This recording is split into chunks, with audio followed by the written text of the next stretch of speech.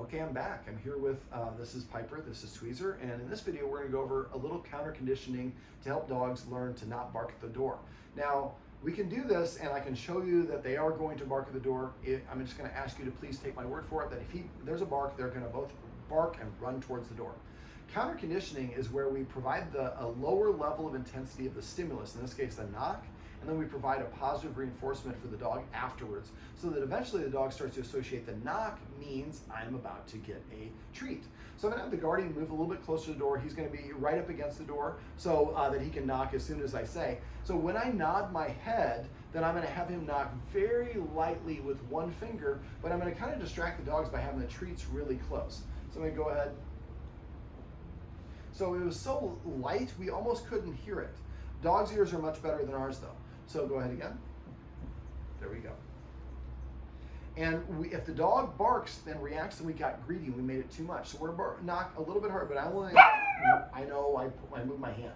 We're going to do one knock. Hold on one sec, let me just get him reset. Okay. There we go. And that was two again, wasn't it? I hit that door. No, okay, Yeah. so try just do one. Because that makes it a little bit harder. Eventually we'll work up to two. All right. Now we're going to knock a little bit louder. And even a little bit louder still. And a little bit louder. Sorry, I keep on forgetting you. I can't give it to you in your mouth. Louder still. That is the level. So that was too much. So now, and every once in a while I'll do that to test, to see kind of where we're at. And now I'm down to crumbs in this hand. So we'll do it like this. All right, let's do a little bit less than what you did the last time.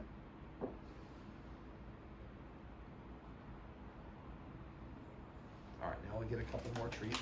Now I can also make it a little bit more proximate and have you knock about what you did when they barked. Because I was holding a treat right there.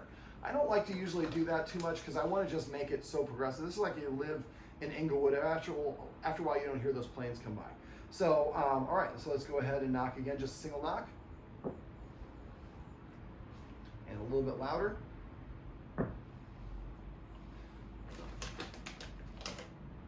And a little bit louder still. Normally that knock would have elicited a response. Now, we can keep on going and make this a 20-minute video, but I want to keep it short because we've already got a couple videos going for this one. So this is an idea now, if somebody's outside and they see the person walk up and hear the person walk up and then they're outside, they're knocking on the outside door, that makes it way too intense. So I'm doing counter conditioning. I want to lower the intensity. I do that by decreasing the volume, slowing down the speed, or increasing the distance. That was a little bit of guarding. That's not very nice. I know that wasn't nice. So let me hook you up with that. There you go, buddy. Sit. Yes. I keep on forgetting. I keep on doing it. I'm sorry, buddy.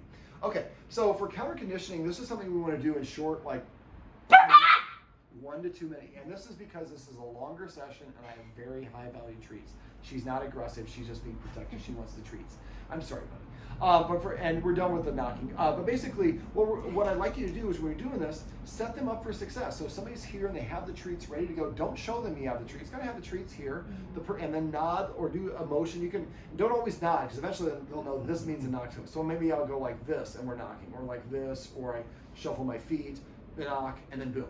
Now we want to go very progressively and at the dog's pace, and eventually we get to the point where we can knock really loud with a single knock, and then they get a treat afterwards. Eventually, then we want to go to 2 knocks, which we talked about. So then I would go back to give them treats, and then 2 louder and louder and louder. This will probably take you several practice sessions. Now there's the knocking on the outside or the inside of the inside door here. The sound of knocking outside the door is also going to be different.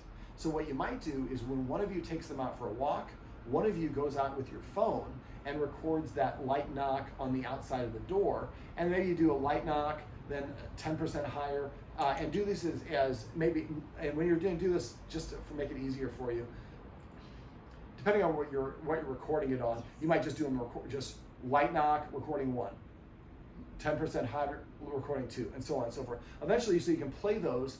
Now you can also adjust the volume on your phone. So there's multiple ways to decrease the intensity. But what we want to do is eventually get to the point where we can play that sound of the outdoor door being knocked on without somebody walking up. And we can do it in the kitchen, the bedroom, in the car, and other places where the dogs are not normally associated with doing it. So now that sound, they become desensitized until eventually we can knock, dot, dot, dot, 3 knocks on the screen door outside, and the dogs are cool with that. You can also do some other things. The dogs hear footsteps coming along the deck. They bark for that. You can also record that. Now, when we have a sound that's a longer duration, I might actually have my phone, and again, you want to have a clean recording, so you don't want to do this when the dogs are going to be barking. So maybe one of the dogs are out for a walk, and one of you walks up, and be careful because your walk, they're going to understand the pace of your walk, and they know your walk versus. So maybe have your neighbors hold your phone and walk on the deck and record it where they're holding their phone down by their feet, just walking normally all the way to their place. Then what you can do for longer things like that is play it while they're eating their food. Piper. Yes. And so that way, gradually we play it at volume 2, then 3, 4. Eventually it sounds like the neighbor is walking through your apartment and they're eating food while they're doing it. If they stop eating the food, that means the volume is too high. Yes. And so eventually you want to systematically make a list of all of the sounds. Now we can also do it with a sight.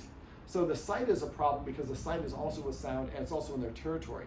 So I mean, I'm like thinking of almost like Home Alone, but if you get like a train set with like a silhouette that passes by so they see the shadow passing by the window without the footsteps, that would be ideal if you figure out a way to do that. But the idea is these dogs are very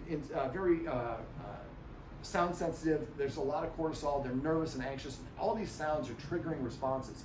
They are triggering a response in the dogs. So if you can systematically counter condition and desensitize them for all these sounds, that's going to help them feel a lot more relaxed. So that's a lot to go over. Just try to pick 1 or 2 sounds and work on those for a week or 2 until you get up to the maximum volume. Then pick a couple others, and you might also start combining them, the sound and the silhouette of somebody passing by. Well, this is my buddy Piper and Tweezer. Got to have Tweezer to end the shot. This is Tweezer, and this is how you can use counter conditioning to help dogs stop barking at sounds.